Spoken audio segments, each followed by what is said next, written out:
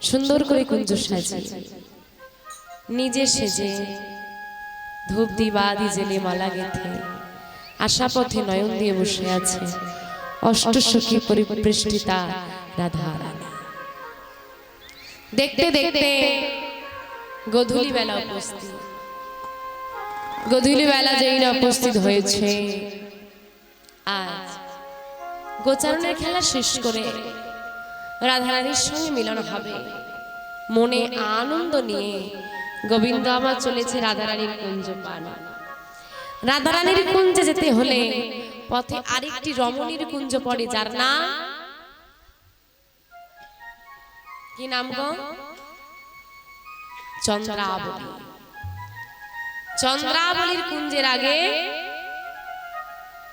থমকে দাঁড়ালো মাধব। চিন্তা করছে এবার এগোবো কি করে। চন্দ্রাবলী যদি দেখতে পায় নিজ কুঞ্জে তো নিয়ে চলে যাবে, রাধারানীর কুঞ্জে তো যাওয়া হবে না। কি করি এখন আমি, এই কি করি চিন্তা করতে করতে গধূলি বেলা তো বাবা অন্ধকার নেমে এলো, হয়ে গেল সন্ধ্যা। এইবার চিন্তা করছে সন্ধ্যা এক কালো, সন্ধ্যা হলে কি হয় চারিদিকটা অন্ধকার হয়ে যায়, তা অন্ধকারটা এক কালো আর আমি আর এক কালো, কালো কালো মিশে যাবে, কেউ দেখতেই পাবে। কিন্তু সমস্যা আছে, মা তো চরণে নপুর পরিয়ে রেখেছে, এবারে হাঁটলে কি হবে, বাজবে, আর ছুটে ছুটে গেলে তো আর দেখতে খুলে ফেলতে হবে। চরণের নপুরটা খুলে আঁচলে বেঁধে নিয়েছে, আর আঁচলে বেঁধে নিয়ে যেই না চুপি সারে চন্দ্রাবলীর কুঞ্জটা পার করতে যাবে, যেখানে বাঘের ভয়, পথে দাঁড়িয়ে আছে চন্দ্রাবলীর একমাত্র সখী পদ্মা। আর সেই পদ্মার সঙ্গে দেখো বাবা চারিদিক চলে এলো, কোথাও ধাক্কা টাক্কা কিছু নেই। ওই চন্দ্রাবলীর ঘরের সামনে এসে পদ্মাকে ধাক্কা দিয়েছে গোবিন্দ। পদ্মা বলছে আরে আরে আরে আরে, দিনটা খুব ভালো তো বাবা, ধাক্কা লাগে মানুষের। আমার যে একেবারে সাক্ষাৎ গোবিন্দের সঙ্গে ধাক্কা লেগেছে, তা কোথায় যাচ্ছ? পদ্মা চিৎকার করো না, এক্ষুনি চন্দ্রাবলী বাইরে চলে আসো, তুমি পথটা ছেড়ে দাও, আমি চলে যাই, খুব তাড়া আছে। তাড়া? হ্যাঁ তাড়া তো থাকবেই, তুমি তো ব্যস্ত মানুষ। কিন্তু গোবিন্দ আমাদেরও যে বড় তাড়া আছে, তোমার ব্যস্ততা তাড়া আর আমাদের সময় কম, সেই তাড়া। ছোটবেলা কেটে গেল বাবা মায়ের ভালোবাসায়, খেলাধুলো করতে গিয়ে, পড়াশোনা করতে করতে এসে গেল যৌবন কাল, রঙ্গরসে রইলাম মেতে, সংসারে করলাম প্রবেশ। সংসার নিয়ে কত মাতামাতি, এইবার এলো কাঁধে দায়িত্ব। দায়িত্ব পালন করতে করতে, সন্তানাদি পালন করতে করতে হয়ে গেল 50, এসে গেল বার্ধক্য। আর বাবা এখন আর 50 থেকে টেনে টুনে নিয়ে যাওয়ার হয়ে গেল সব শেষ। সংসার সামলাতে আর নিজেকে গোছাতে গোছাতেই পুরো জীবনটা শেষ হয়ে গেল। যে আমাকে এই কর্মক্ষমতাটা দিল, তাকেই আমি কি করলাম, ভুলে গেলাম। বাবা যদি একটা সুন্দর শাড়ি নিয়ে এসে মাকে দেয়, না মা কি সুন্দর শাড়ি, খুব আনন্দ হয়, হয় না? মায়ের আনন্দ হয় তো। যে দেহতে অত সুন্দর শাড়িটাকে পরবে, যে শাড়ি দিল তার প্রতি, তুমি আজকে শাড়ি এনে দিয়েছো, বলো বলো কি খাবে, কি খাবে, বলে যা খাবে তাই রান্না হবে। স্বামী যা বলবে আজকে ঘরে তাই হবে। কিন্তু বাবা যে শাড়ি দিল তার প্রতি কত যত্ন, যে ওই শাড়িটা পরার জন্য দেহটা দিল, শাড়ি তোমার একটা ছেড়ে দুটো পাঁচটা দশটা আছে না, রোজ রোজ একটাই পরো, তাহলে দেহ দশটা পাঁচটা করে পাল্টে পাল্টে নেবে। এটা দেওয়ার ক্ষমতা কারণ নেই, সে ছাড়া কারণ নেই। অদ্ভুত বিষয় যে শাড়ি দিল তাকে কত ভালোবাসা দিলাম, আর যে দেহ দিল আসল জিনিসটা যে দিল তার প্রতি এতটুকু ভালোবাসা। এই তো আমরা মানুষ বাবা। আর বাবা এই জগতে ছেলে মেয়ের জন্য কত করলাম, কিন্তু ছেলে মেয়ে সংসার যে দিল তার জন্য কিছুই করতে পারলাম না। আফসোস হয় না? আফসোস হয় না যে আমাকে এত কিছু দিল, তাহলে কিছু দিতে পারলাম না, এতটুকু দিলা হয় না? ওই যে মায়েরা শেষের দিকে বসে গল্প করছো, এর মুখের দিকে তাকাচ্ছো, অসুবিধা নেই, করো। একজন বসেছে আর একজন এসেছে, এইখানে পাশে ছাড়া বসা যাবে না। দিদি তুই কীর্তন শুনতে গেলে তবে আমি যাবো, মরার সময় বলে দেবে তুই মরলে তবে আমি মরবো। সব জায়গায় যখন সঙ্গ দিচ্ছে বলবেন আমি মরে গেলে আমার সঙ্গে চিতায় উঠে পড়বে, একদম ছুটে গিয়ে একসঙ্গেই থাকবে, যাবে কেউ? কার জন্য ভাবছো, কার জন্য করছো, কার সঙ্গ করছো?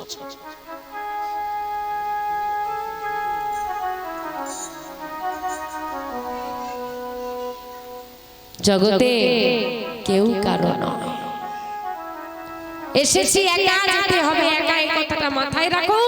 যদি কেউ তোমাকে সঙ্গ দেয়, আমাদের মালিক বসে আছে, দাস কাজে পাঠিয়েছে, মালিক বসে আছে কাজে পাঠিয়েছে, কাজ করো, কাজ শেষ হলে টাইম এসে ডেকে নেবে।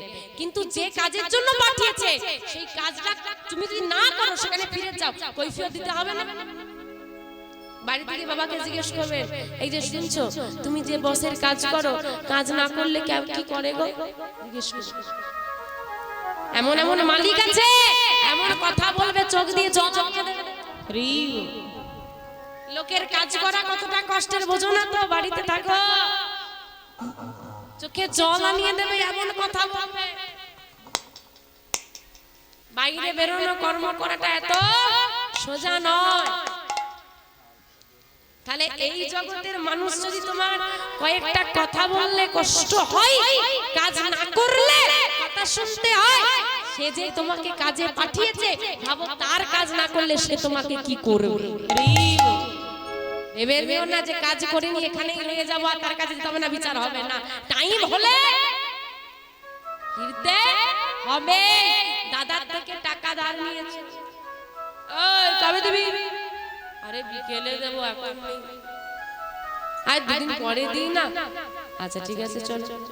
এমন একজনের থেকে দেহ ধার করেছি, সে যদি বলে এখন লাগবে, এক্ষুনি লাগবে, তো এই হরিবাসরে বসে এখনই ফেরত দিয়ে দিতে হবে। পরের বেলা একদিন, আরে একদিন ছাড়ো, এক মিনিটের সে তোমাকে সময় দেবে না। আর ওই দিনটা, ওই মুহূর্তটা, ওই সময়টা আমাদের জীবনে কবে আসবে, কখন আসবে, কোন মুহূর্তে এসে উপস্থিত হবে, আমরা কে জানি না। এই জন্য বলেছে এই খাঁচার ভিতর, খাঁচা কোনটা? খাঁচা দেহটা, আর পাখি আত্মা।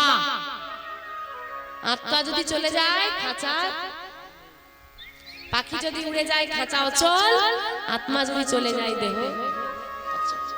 পাখি না থাকলে যেমন খাঁচার যত্ন হয় না, যতদিন আত্মা আছে কত সুন্দর করে দেহটাকে সাজিয়েছি, একটুখানি আঘাত লাগলে কত মলম লাগিয়েছি, আর এই সুন্দর দেহটাকে আত্মা যখন চলে যাবে বাড়ি মেরে মেরে পোড়াবে, এতটুকু কেউ দয়া মায়া দেখাবে না। তাই বলছে এই খাঁচার ভিতর ওই অচিন পাখি কেমনে আসে যায়। মনে তোর খাঁচার ভিতর অচিন পাখি কেমনে আসে যায়। খাঁচার ভেতর অচিন পাখি কেমনে আসে যায়। মন তোর খাঁচার ভেতর অচিন পাখি কেমনে আসে যায় তারে ধরতে পারলে মনা মেরে ধরতে পারলে মনা বেড়ে ধরতে পারলে মনা মেরে ধরতে পারলে মনা বেড়ে পাখির পায় কেমনে আসে যায় মন তোর খাঁচার ভেতর অচিন নিতাই গৌর হরি হরি বল।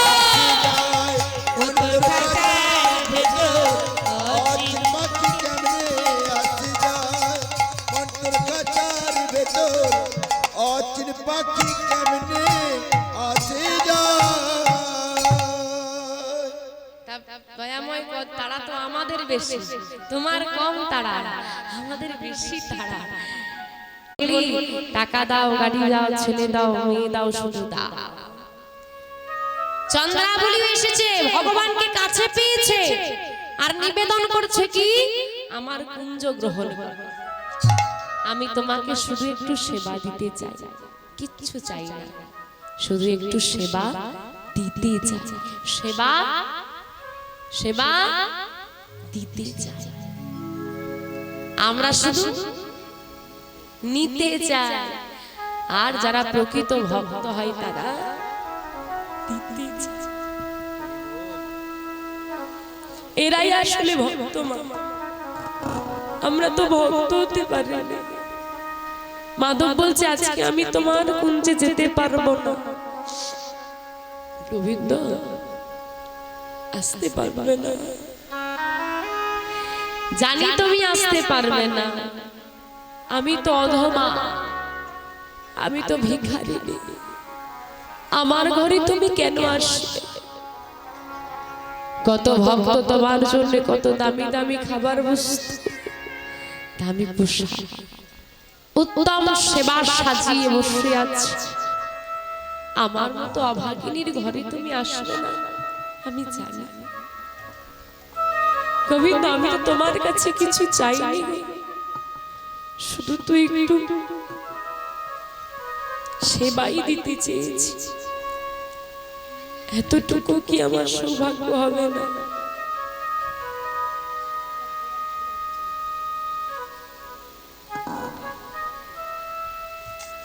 এই যে ব্রজের প্রেম এই যে বৃন্দাবনের প্রেম এটা পৃথিবীর কোথাও দুর্লভ এটা কোথাও পাওয়া যাবে না আমরা ভগবানকে ভালোবাসি কিছু মানুষ ভালোবাসে অনেক পাপ করেছে মুক্তি পেতে হবে তার জন্য কিছু মানুষ বৃদ্ধ হয়ে গেছে ভাবছে সারা জীবন অনেক কুকর্ম করেছি এবার একটু ভালো কর্ম করতে হবে না হলে সেখানে গিয়ে শাস্তি পেতে হবে সেই কারণে কিছু ভক্ত আছে বিপদে পড়লে মন্দিরে যায় আবার কিছু ভক্ত আছে লোক দেখানো ভক্তি আসল ভালোবাসাটা না আমরা তো মন্দিরে গিয়ে বলি হে গোবিন্দ আমাকে ভালো রাখো পরিবারকে ভালো রাখো কেউ কোনোদিন জিজ্ঞেস করেছো গোবিন্দ তুমি কেমন আছো মানুষ এতটাও স্বার্থপর হতে পারে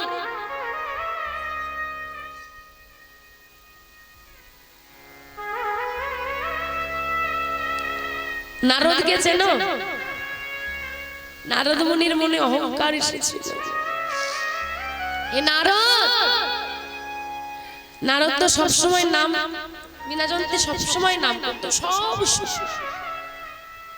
তার মনে একদিন হঠাৎ প্রশ্ন জাগলো অহংকার এলো যে আমার মতো করে বুঝি কেউ এত নাম করতে পারে না এত যদি কেউ নাম করতে না পারে তার মানে আমার থেকে বড় ভক্ত কেউ আমি বড় ভক্ত আমি অহংকার ভগবান অন্তর্যামী জানতে পেরে গেল নারদ তুমি জানো না জগতে আমার জন্য কত মানুষ পাগল হয়ে বসে নারদ মনে মনে চিন্তা করছি আমার প্রভুর কথা যখন মনেই পড়ে গেছে যাই একটু দেখা করে আসি নাম গাইতে গাইতে এসেছে আরে বাবা ভগবানের কাছে প্রবেশ করছে দেখছে ভগবান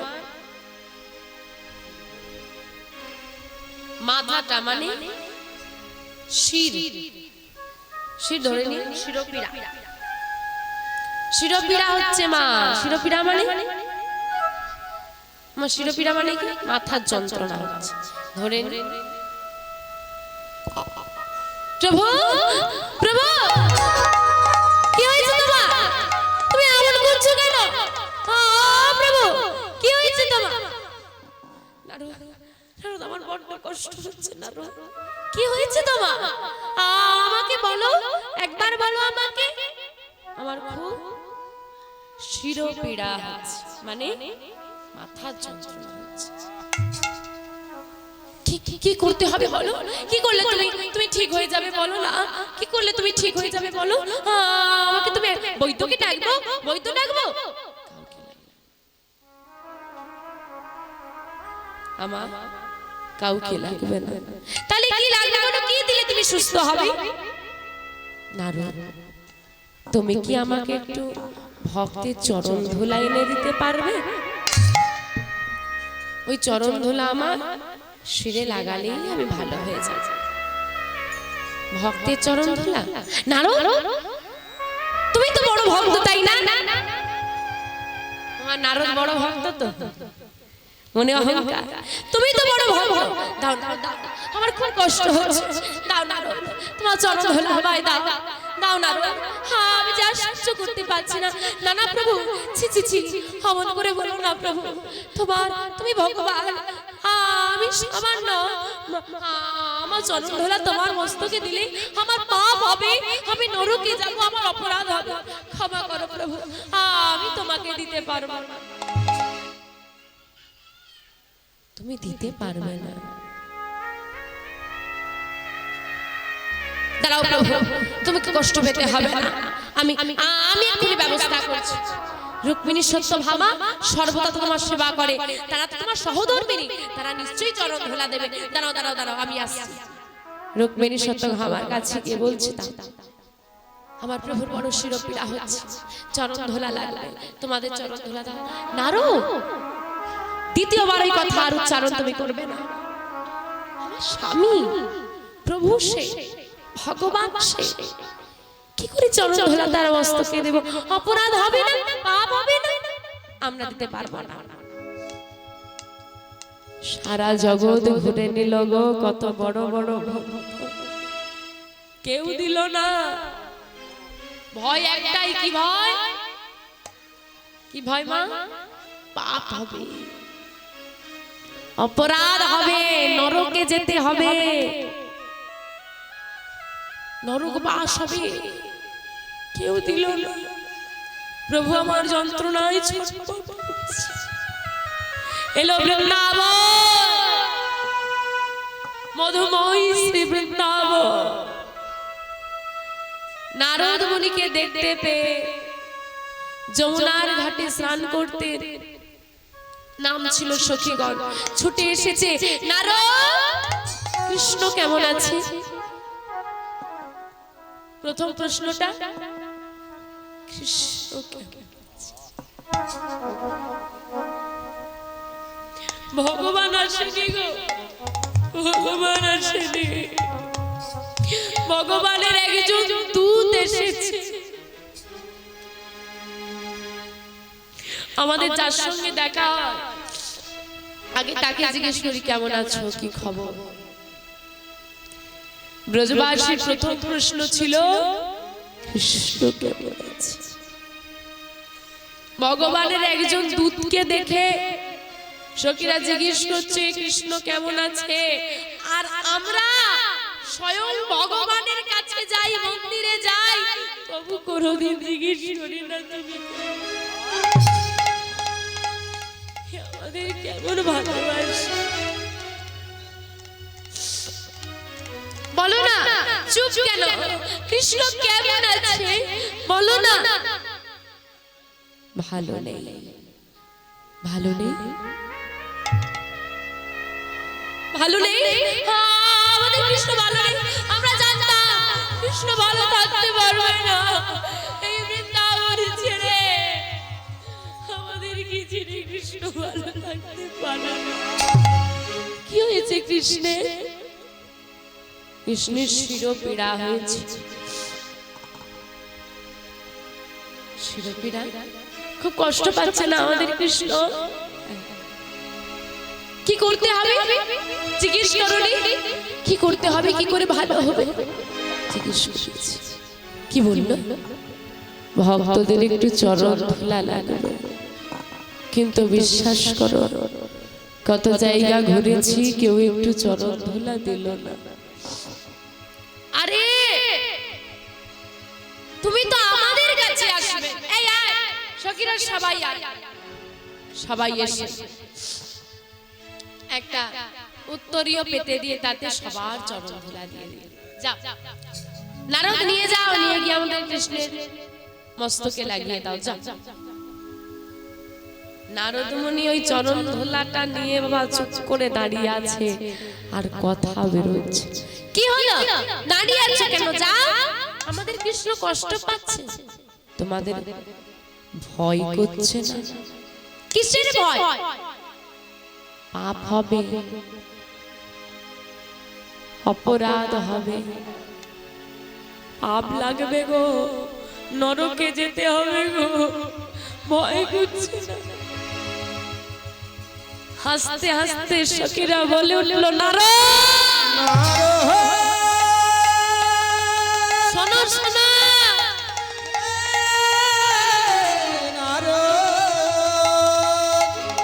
ওহে নারদ, শোনো শোনো নারদ।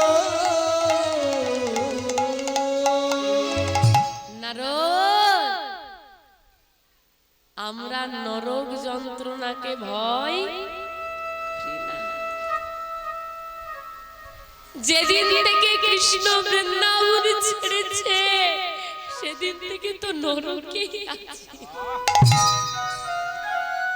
আর কৃষ্ণ নরক যন্ত্রণাটা অনেকটা ভালো জানো, এই কৃষ্ণের থেকে দূরে থাকা। ব্রজগোপী বলছে নরক যন্ত্রণা অনেক ভালো কৃষ্ণের চেয়ে দূরে থাকার থেকে। আর আমরা বাবা সেই নরক নিয়ে ব্যস্ত, সংসাররূপী নরকে ব্যস্ত, গোবিন্দকে পরিত্যাগ।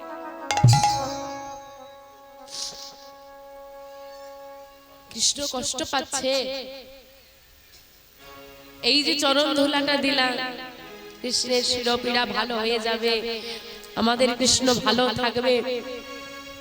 আমাদের কৃষ্ণকে ভালো রাখতে গিয়ে যদি এক জন্ম কেন শত জন্ম নরকে থাকতে হয়, আমাদের কোনো দুঃখ নেই। নিতাই গৌর হরি হরি হরি। কতটা ভালোবাসা থাকলে এমন কথা বলা যায়? বাস কৃষ্ণ একটু হেসে দিক, বাস কৃষ্ণ একটু হেসে দিক, আমরা তো হাসতে হাসতে জীবন দিয়ে দেব।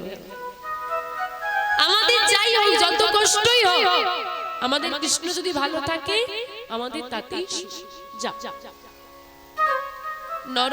নারদ মুনির অভিমান ভাঙলো যে সত্যি আমি ভক্ত হতে,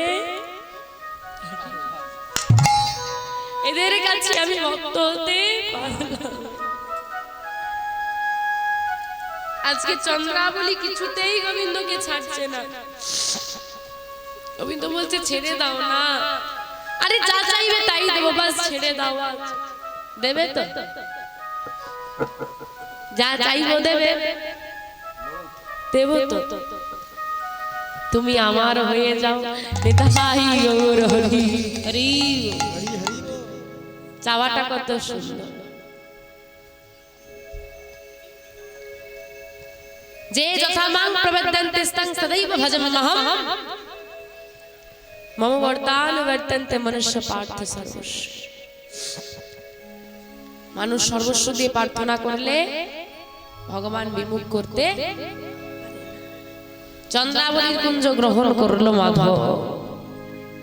রাধারানী বসে বসে সারা রাত কাঁদছে। আর চন্দ্রাবলীর কুঞ্জ যেই না প্রবেশ করেছি, চন্দ্রাবলী মনের আনন্দে গোবিন্দকে সেবা দিচ্ছে। কেমন করে? গলায় বন মালা দিয়ে, গলায় বন মালা দিয়ে, কপালে সিঁদুরের ফোঁটা দিয়ে, কপালে সিঁদুরের ফোঁটা দিয়ে, পরনে নিজ বসন পরায়ে, নিজ বসন পরায়ে সেবা দেয় আর বলে মাধব ও হে মাধব, নিজ গুণে সেবা করা। তুমি তব নিজ নিজ নিজ গুণে, নিজ গুণে সেবা করো গো। সুন্দর করে মাধবকে সেবা দিয়ে শয়নে দিয়েছে। এদিকে রাত হয়ে গেছে, রাধারানী বসে বসে কাঁদছে। আর মাধবকে শয়নে দিয়ে চন্দ্রাবলী বসে বসে মাধবের চরণ সেবা করছে। মাধব চিন্তা করছে এই কখন চন্দ্রাবলী ঘুমোবে, চন্দ্রাবলী ঘুমোলেই আমি চলে যাব। আর চন্দ্রাবলী মনে মনে চিন্তা করছে প্রতি রাতেই তো ঘুমানো যায়, কিন্তু প্রতি রাতে মাধব পাওয়া যাবে না। সারা রাত জেগে বসে বসে চরণ সেবা করছে। এইবার চরণ সেবা করছে, কিন্তু ঘুম তো আসছে না। গোবিন্দ চিন্তা করলে না, এইভাবে হবে না, অন্য পথ অবলম্বন করতে হবে। মনে মনে স্মরণ করলেন যোগমায়াকে। যোগমায়া, যেই না যোগমায়াকে স্মরণ করেছে, যোগমায়া মায়া বলে চন্দ্রাবলীকে ঘুম পাড়িয়ে দিয়েছে। যেই না ঘুম পাড়িয়ে দিয়েছে, চন্দ্রাবলীর কুঞ্জ পরিত্যাগ করে মাধব বাইরে এসেছে। আর যেই না বাইরে এসেছে, বাইরে এসে মাথায় হাত পড়েছে মাধবের। সর্বনাশ, সর্বনাশ হয়ে গেছে। কি হয়েছে? গধূলি বেলায় মিলন হওয়ার কথা ছিল, আজকে গধূলি বেলা পেরিয়ে সন্ধ্যা পেরিয়ে রাত্রি পেরিয়ে প্রভাত হয়ে গেছে। না জানি রাধারানী কি করছে। সারা রাত রাধারানী কেঁদেছে। সারা রাত কেঁদেও যখন এলো না গোবিন্দ, যা সেবার বস্তু ছিল ধূপ দীপ চন্দন মালা ইত্যাদি সব মান করে ছুঁড়ে ফেলে দিলেন। বধূ যখন এলো না, বধূর সঙ্গে আমি আর কথা বলবো না। আর এদিকে বধূ চন্দ্রাবলীর কুঞ্জ পরিত্যাগ করে ছুটতে ছুটতে রাধারানীর কুঞ্জ পানে চলেছে। কেমন করে গো? হেতা চন্দ্রাবলী শনি